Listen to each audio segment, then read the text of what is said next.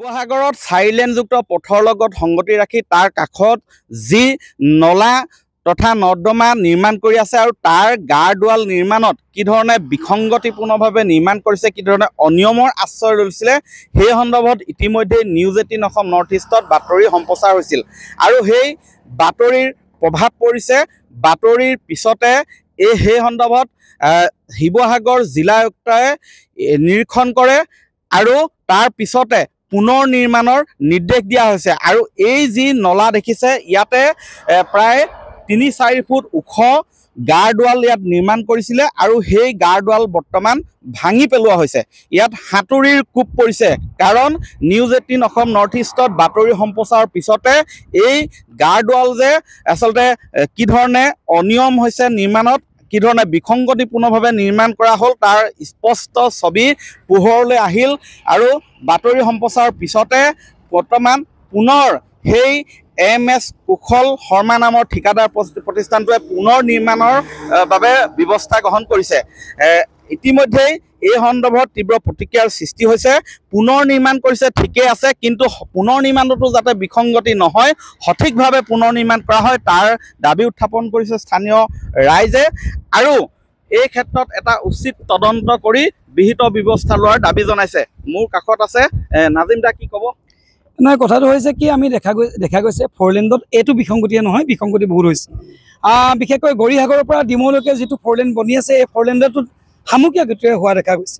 আৰু যিটো সময়ত কেন্দ্ৰীয় চৰকাৰ, যিটো সময়ত মাননীয় মুখ্যমন্ত্ৰীয়ে নিৰ্দেশ দিছে যে 2026 চনত ফ'ৰলেণ্ডটো সম্পূৰ্ণ হ'ব লাগে, কিন্তু ফ'ৰলেণ্ডটো সম্পূৰ্ণ হোৱা নাই। আৰু বিশেষকৈ এই গাৰ্ডৱাল, যিটো কোম্পানীয়ে, যিজন ঠিকাদাৰে গাৰ্ডৱালৰ কাম কৰিছে, আমি ধন্যবাদ দিছোঁ পুনৰ নিৰ্মাণ কৰাৰ কাৰণে। কিন্তু বিগত দিনত যি বিসংগতিৰে গাৰ্ডৱাল নিৰ্মাণ হ'ল, এই নলা নৰ্দমা নিৰ্মাণ হ'ল, আকৌ যে তাৰ পুনৰাবৃত্তি নহয়, এইটো আমাৰ আৰু অনুৰোধ। কাৰণ এই ড্ৰেইনেদি তাৰ কিনাৰ বেকত থকা বহুতো বাসিন্দা গাড়ী লৈ অহৰহ অহা যোৱা কৰে, স্কুলীয়া ছাত্ৰ ছাত্ৰী, বয়োজ্যেষ্ঠ লোক, যাতে এই ড্ৰেইনত কেতিয়াবা তেওঁলোকৰ গাড়ী বা বাইকৰ চকা ইয়াত ওপৰৰ স্লেব ভাগি পৰি যাতে চিৰদিনে ঘূণীয়া নহয়, এইটো আমাৰ আহ্বান। পুনৰ নিৰ্মাণত যাতে আগৰ দৰে বিসংগতি নহয়, এই আমাৰ আহ্বান। প্ৰথম কথা হ'ল, বিসংগতি হ'বলৈ পালে কেনেকৈ? প্ৰথম কথা হ'ল, বিসংগতি হ'বলৈ পোৱাটোৱে এটা বিভাগীয় কৰ্তৃপক্ষ থকাৰ অৱস্থাত এইটো কি কাৰণে হ'বলৈ পালে? আজি এইটো দেখা পালে কাৰণেহে আপোনালোকে এইটো হাতুৰি কোব পৰিলে। আজি যদি দেখা নাপালেহেঁতেন আৰু বা কত কি হৈ আছে? গতিকেলৈ বিশেষভাৱে অনুৰোধ কৰিছোঁ, ডিপাৰ্টমেণ্টেলি এই বস্তুটো সকলো তদন্ত কৰিব লাগে আৰু এই বিসংগতি হোৱাটোত এটা উচিত তদন্ত কৰিব লাগে বুলি মই ভাবোঁ। হয়, এই যি গাৰ্ডৱাল দেখিছে, এই গাৰ্ডৱাল সমগ্ৰ ইয়াত 4 লেনযুক্ত পথ যি নিৰ্মাণ হৈ আছে, কাষে কাষে নিৰ্মাণ কৰি যোৱা হৈছে আৰু এই ক্ষেত্ৰত এটা উচিত তদন্ত বিচাৰিছে। নিউজ 18 অসম নৰ্থ ইষ্টত বাতৰি সম্প্ৰচাৰৰ পিছতে ইয়াত হাতুৰি কোব পৰিলে আৰু বৰ্তমান পুনৰ নিৰ্মাণৰ ব্যৱস্থা কৰিছে জিলা আয়ুক্তই দিয়া নিৰ্দেশনা অনুসৰি।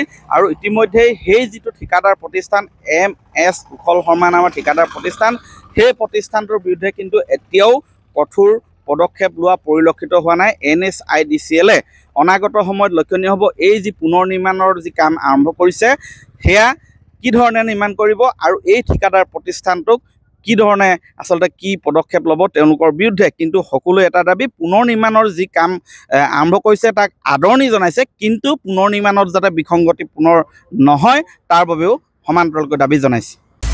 আপুনি বিচৰা বাতৰি পাব কেৱল নিউজ 18 এপত। নিউজ 18 এপ ডাউনলোড কৰিবলৈ স্কেন কৰক এই QR কোড। গুগল প্লে ষ্টৰতো পাব এই নিউজ 18 এপ।